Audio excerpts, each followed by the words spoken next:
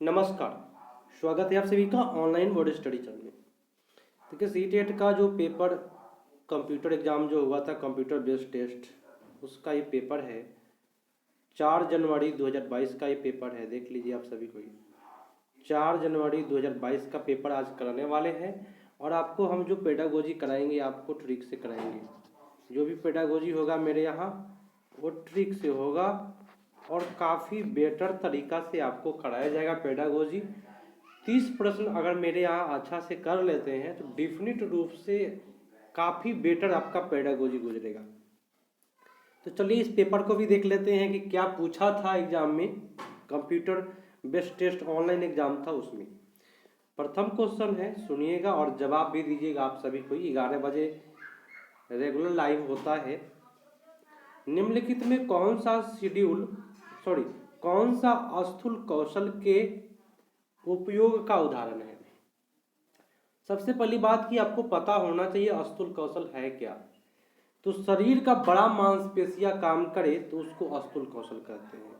जैसे हाथ, पैर, कंधा, ये सब क्या है, स्थूल कौशल है। तो शरीर का बड़ा मांसपेशियां क्या हो जाएगा, तो एक पैर पर संतुलन करना है ना, एक पैर पर क्या करना, संतुलन। तो शरीर का बड़ा मांसपेशियां काम कर रहा है, वो ठीक है। अगला है कि एक मटर को उंगलियों से दबाना। जी, उंगली से दबाएंगे तो सूक्ष्म कौशल कहलाता है। किताब के पन्ने पलटना, तो उंगली से पलटेंगे तो ये भी सूक्ष्म कौशल हुआ। पेंसिल पकड़ना, उंगली से पकड़ेंगे तो उसको सूक्ष्म कौशल कहेंगे। लेकिन शरीर के टांग पर खड़ा होना, हाथ पर खड़ा होना, ये सब जो होता है स्थूल कौशल में आता है। नेक्स्ट क्वेश्चन है कि विकासात्मक परिवर्तन किसका परिणाम है। आनुवंशिक और पर्यावरण परिस्थितियों का अनूठा संयोजन। विकासात्मक बताना है किसका परिणाम है। किसी व्यक्ति के केवल आनुवंशिक ढांचा, तो केवल आनुवंशिक पर गलत जाता है। केवल सांस्कृतिक भी गलत जाता है दोस्तों। यहाँ कह रहा है क्या, न आनुवंशिकी और न ही पर्यावरण। ये सब तो अपने आप ही गलत कर लिया क्वेश्चन। उत्तर क्या हुआ, आनुवंशिक और पर्यावरण परिस्थिति का अनूठा संयोजन होता है। उत्तर आपका एक हुआ। नेक्स्ट क्वेश्चन है कि 2 से 6 वर्ष की अवधि तक को क्या कहते हैं। देखिए 2 से 6 वर्ष की अवधि को हम बोलते हैं, सभी को पता है, ये 0 से 2 वर्ष होता है शैशवावस्था। प्रारंभिक बाल अवस्था 2 से 6 वर्ष, बहुत बेटर, जिन्होंने बी बताया उनका सही जा रहा है। मध्य बाल अवस्था 6 से लेकर के 11 तक होता है। उत्तर बाल अवस्था 11 से लेकर के आगे होता है, ठीक है। नेक्स्ट क्वेश्चन पाते हैं। क्वेश्चन है कि कथन कारण देकर के काफी लोग घबरा जाते हैं। सुनिएगा, कथन कारण में भी नेगेटिव पॉजिटिव आपको दिखाई दे, बन जाएगा, कोई दिक्कत नहीं होगी। चलिए क्वेश्चन है यहाँ पे कि शहरों में बच्चों का बहुत सारा खेल उन रियलिटी शो पर आधारित होता है जो वो देखते हैं। बहुत अच्छी बात है, अच्छा बात बोला जा रहा है। और अगला में बोला जा रहा है कथन कारण में कि इन दोनों परिवार और साथियों के अलावा मीडिया के बच्चों के समाजीकरण का एक महत्वपूर्ण भूमिका निभा रहे हैं। तो याद रखिएगा दोस्तों, ये दोनों ही एक दूसरे से जुड़े हुए हैं, क्योंकि खेल में शहर के बच्चे, तो इसमें हो गया परिवार आ जाएगा। रियलिटी शो तो मीडिया में जो भी बच्चे हैं ना, वे आ जाएगा रियलिटी शो या टीवी शो। तो दोनों एक दूसरे से क्या है, रिलेटेड है। तो यहाँ आपका उत्तर सबसे बेटर जो जाएगा वो ए पर जाएगा, ठीक है। नेक्स्ट क्वेश्चन पाते हैं। क्वेश्चन है पियाजे द्वारा अधिगम को सुगम बनाने के लिए निम्नलिखित में कौन से कारक महत्वपूर्ण है। अधिगम को सुगम बनाने के लिए बेटर बताना है। तो शिक्षक गतिशीलता, तो केवल शिक्षक गतिशील हो जाए, अब बच्चा नहीं हो तो गलत हो गया। विविध सामग्री का प्रावधान, अच्छा बात बोला जा रहा है भाई, अलग अलग सामग्री का, फिर भी देख लेते हैं और बेटर कहीं मिल जाए। मध्य स्तरीय नवीन अनुभव प्रदान करना, मध्य स्तरीय नवीन अनुभव मतलब तो नया अनुभव प्रदान करना, बहुत अच्छी बात है। ठीक है, सकारात्मक और नकारात्मक पुनर्बलन सुनिश्चित करना, तो ये आपका गलत जा रहा है, तो ये कूट है, देख लीजिए कौन होगा। शिक्षक की गतिशीलता भी सही जा सकता है, क्योंकि शिक्षक की गतिशील रहने पर ही पढ़ाई अच्छा से होता है। तो आपका उत्तर क्या कौन कौन जाएगा कूट के हिसाब से? शिक्षक गतिशील होना चाहिए, विविध सामग्री मिलना चाहिए, मध्य स्तरीय, अगर निम्न स्तरीय रहता तो गलत होता, उच्च स्तरीय रहता तो गलत होता, लेकिन यदि मध्य स्तरीय दे रहा है तो सही जाएगा। सकारात्मक नकारात्मक जो चीज है वो गलत गया, तो आपका उत्तर जो जाएगा 1 2 3 पर जाएगा। ऑप्शन नंबर आपका बी 1 और 2 और 3। क्लियर? चलिए नेक्स्ट क्वेश्चन है, ध्यान से समझना है कि किस स्तर पर बच्चों में अपने आसपास की दुनिया के बारे में जीववादी दृष्टिकोण होता है और वे मानते हैं कि पेड़ पौधे और चलते हुए बादल और लुढ़कते हुए पत्थर की मंशाएं और इरादे हो सकते हैं। देखिए जीववादी दृष्टिकोण किसमें होता है? तो जीववादी दृष्टिकोण किसमें होता है? इसमें मान रहा है बच्चा क्या कि बादल जो होता है उसका भी कुछ न कुछ इरादा है। जीववादी दृष्टिकोण होता है जो समझता क्या है, ये टेबल है तो ये टेबल में भी प्राण है, उसके अंतर्गत क्या होता है? जीववादी दृष्टिकोण होता है। ठीक है, तो ये पुरुष संक्रियात्मक अवस्था में जीववादी दृष्टिकोण पाया जाता है। निर्जीव को भी समझता है कि उसमें भी कुछ इरादे हैं, लेकिन जीववादी दृष्टिकोण कब खत्म हो जाता है? तो मूर्त संक्रियात्मक में। क्लियर? चलिए नेक्स्ट क्वेश्चन पाते हैं, बहुत बेटर है आप लोगों का परफॉर्मेंस, थोड़ा सा ध्यान दे करके समझ करके उत्तर दीजिएगा, दिक्कत नहीं। किसके सिद्धांत में भाषा बच्चे के संज्ञानात्मक विकास में महत्वपूर्ण भूमिका निभाते हैं? देखिए किसके सिद्धांत में भाषा संज्ञानात्मक विकास में महत्वपूर्ण भूमिका निभाता है? काफी बच्चे लोग गलती करते हैं, संज्ञानात्मक देखा, आंख बंद करके पियाजे को मारा। ठीक है, लेकिन हम जो बता रहे हैं उस बात पर ध्यान दीजिएगा, यदि भाषा पहले दिया हो और संज्ञानात्मक बाद में दिया हो तो ये वाइगोस्की का होता है। यदि यही क्वेश्चन में संज्ञानात्मक फर्स्ट में रहता और भाषा सेकंड में रहता तब पियाजे जाता, समझिएगा, अच्छा जाएगा आपका। क्लियर? तो यहाँ भाषा पहले तो वाइगोस्की साहब। वाइगोस्की के अनुसार बच्चे किस प्रकार सीखते हैं? प्रतियोगिता शब्द अच्छा नहीं जाता है, साथियों से बातचीत करेगा, अच्छी बात है भाई। दंड पुरस्कार के लिए पुरस्कार के लिए प्रयास करके दंड से बचकर, कोलबर्ग का नियम है। उद्दीपन अनुक्रिया सिद्धांत स्किनर का है, तो जाएगा क्या? साथियों के साथ बातचीत करना, वाइगोस्की का जाता है।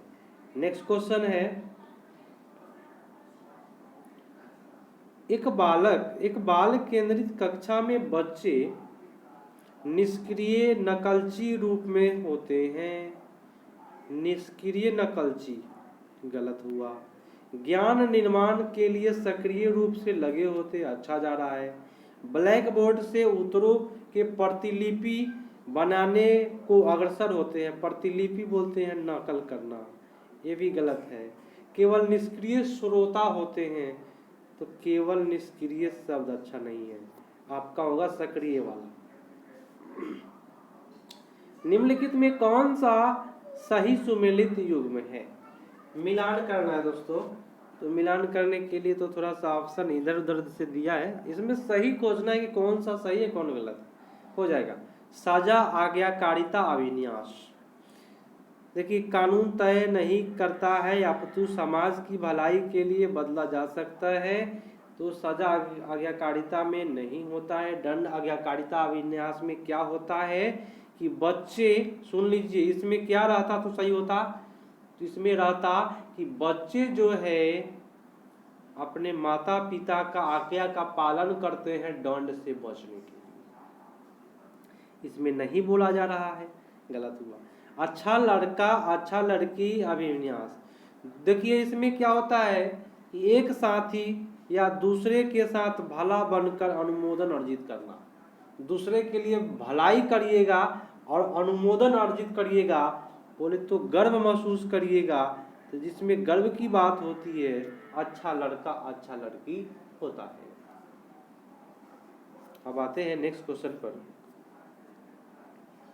बाकी सब देख लेगा, नहीं छोड़िए सबको, जो सही हुआ बात होगा सही हुआ, गलत देखने से और माइंड भटकेगा।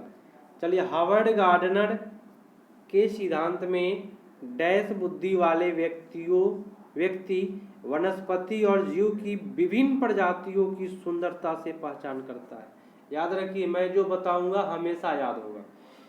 किसी व्यक्ति के अंदर, मान लीजिए आप ही को यदि वनस्पति से और जीव से काफी लगाव है ना, तो वनस्पति पेड़ पौधे से जिसको लगाव होता है तो गार्डनर के अनुसार उसके अंतर्गत प्रकृति बुद्धि पाई जाती है। नेक्स्ट क्वेश्चन, राष्ट्रीय शिक्षा नीति 2020 क्या सिफारिश करती है? देखिए, 2020 हो या 2005 हो, याद रखिए दोनों ने बहुभाषावाद को सिफारिश किया है। एक भाषा पर नहीं जाएगा पाठ्यक्रम। मानीकरण शब्द जो होते हैं नेगेटिव होते हैं। अगर कोई देख रहे हैं, जो लोग नए हैं नहीं जानते ये वर्ड को, नोट कर लीजिए, मानीकरण नेगेटिव में फायदे करेंगे, ठीक है। नेक्स्ट क्वेश्चन, एक शिक्षिका यह धारणा रखती है कि लड़के जो होते हैं, लड़के अधिक बुद्धिमान और जोखिम लेने वाला होता है और लड़कियां आज्ञाकारी और ईमानदार होती है। देख लीजिए, केवल लड़के जोखिम नहीं लेते, आजकल लड़कियां भी ले रही है। इस शिक्षक का मन में ठीक व्यवहार नहीं है भाई, भेदभाव चल रहा है। तो जहां भी भेदभाव चले वह जेंडर पक्षपात बोलते हैं उसको, समझे, या जेंडर रूढ़िवादिता बोलते हैं। ये दोनों वर्ड को याद रखिएगा। अगला क्वेश्चन कि देखिए, कथन करण से घबराना नहीं है, मेरे यहाँ कुछ भी दिक्कत नहीं होगी। शिक्षकों को बच्चों का आकलन करने के लिए विभिन्न प्रकार की आकलन तकनीक और विधियों का उपयोग करना चाहिए। बहुत अच्छी बात बोला भाई, अगर आपको आकलन करना है तो विभिन्न प्रकार के आकलन का तकनीक अपनाइए, अच्छा बात बोला। और अगला बात क्या है कि कोई भी मूल्यांकन तकनीक बच्चे के प्रगति और विकास के क्षेत्र के बारे में जानकारी प्राप्त करने में सक्षम नहीं है। क्या कहा दिया? कोई भी एक मूल्यांकन तकनीकी, बहुत अच्छी बात है।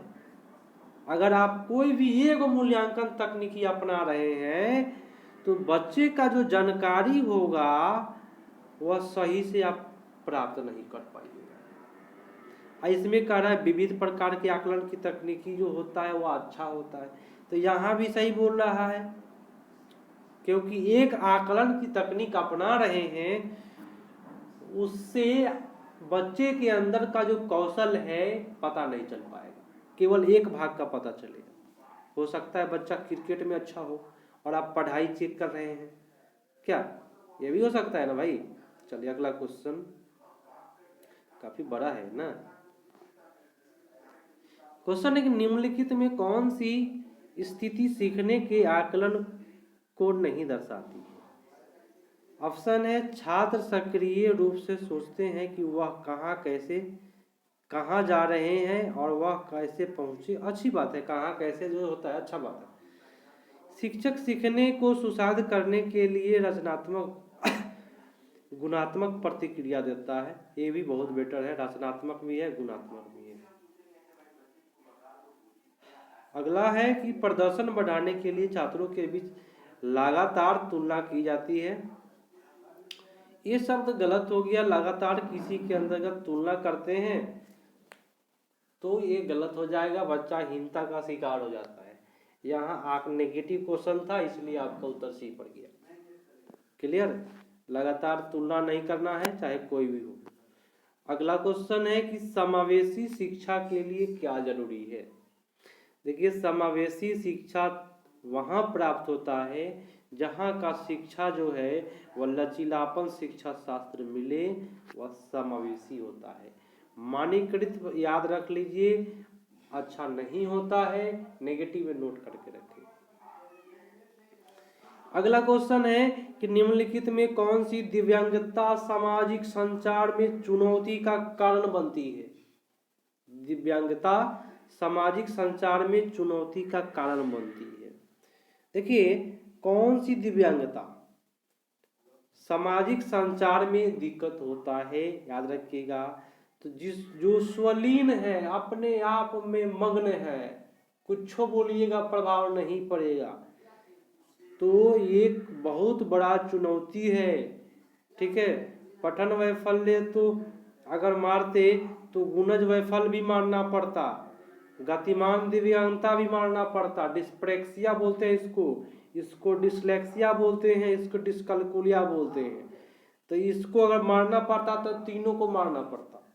एक अलग चीज है स्वलीनता, ये भी क्या है, सामाजिक संचार में दिक्कत करता है। कुछ भी बोलिए सुनेगा ही नहीं, उसको स्वलीनता बोलते हैं। निम्नलिखित में कौन सा सुविधाहीन वंचित समूहों के शिक्षार्थियों को शामिल करने में मदद करता है। समूहहीन वंचित समूह के शिक्षार्थियों को शामिल करने में, जो समूह में शामिल नहीं हो रहा है उसको शामिल करने में कौन मदद करता है। तो विविधता को जब महत्व दीजिएगा तो शामिल होगा ही होगा। गैर प्रासंगिक मार दिए तो प्रासंगिक शब्द नहीं है इसमें, केवल गैर प्रासंगिक नहीं होगा। यहाँ कह दिया प्रमुख समूह की ओर केंद्रित शिक्षा शास्त्र, तो ये भी गलत। मानकीकृत शब्द को मैं बोला हूँ, मानकीकृत परीक्षण हो शब्द हो, गलत ही होगा। अगला क्वेश्चन देखिए, कितना अच्छा क्वेश्चन है। पेडागोजी जो सोल्व करने का तरीका है अच्छे से समझकर। सामग्री कोई तरीके से प्रस्तुत करने के प्रधान से निम्नलिखित में किसके समावेशन में मदद मिलेगी। ऑप्शन है, सुनिएगा, कह रहा है कोई भी सामग्री ले रहे हैं तो श्रवण बाधित के लिए भी मदद करेगा, दृष्टि बाधित के लिए भी चाहिए सामग्री, जिसको अधिगम करने में कठिनाई हो रहा है उन छात्रों को भी जरूरी है, गतिमान विद्यार्थी को भी जो आस्ते आस्ते सीखते हैं, डिस्प्रेक्सिया बोलते हैं उसको, तो इसमें सब हो जाएगा, सबके लिए जरूरी है। अगला कह रहा है क्या, सही युग्म पहचानना है। गुणज वैफल्य कैलकुलेटर का प्रधान। देखिए, गुणज वैफल्य में अगर सुधार करना है, जिसको गुणन में दिक्कत होता है तो उसको कैलकुलेटर दीजिएगा तो सुधर जाएगा। पढ़ने में दिक्कत हो रहा है तो लंबा लंबा लिखाई सौंप दीजिएगा तो और दिक्कत होगा।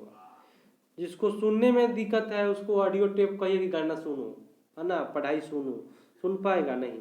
जो देख नहीं सकता है वह चित्र को कैसे देखेगा भाई, तो ये गलत हुआ, आपका उत्तर ए हुआ। नेक्स्ट है कि प्रारंभिक कक्षाओं में शिक्षण अधिगम प्रक्रिया के लिए निम्नलिखित में कौन सा दृष्टिकोण बेहतर है। तो सबसे बेहतर बताना है कौन सा है, तो बिना बोझ के नकल करना। सबसे पहली बात है नकल से दूरी बना के रखे। निष्क्रिय रूप से सुनना, तो क्या फायदा हुआ, निष्क्रिय रूप से सुनेगा तो। रट कर याद रखना, देखिए कितना अच्छा क्वेश्चन है, आपका स्तर भागेगा। जो लोग मेरे लाइव को देख रहे हैं, करके सीखना यहाँ सबसे बेटर है। बच्चा जब करेगा कोई चीज तो सीखेगा ही। अगला क्वेश्चन है, समझना है, कथन कारण से डरना नहीं है, बार बार मैं बोलता हूँ। अधिगम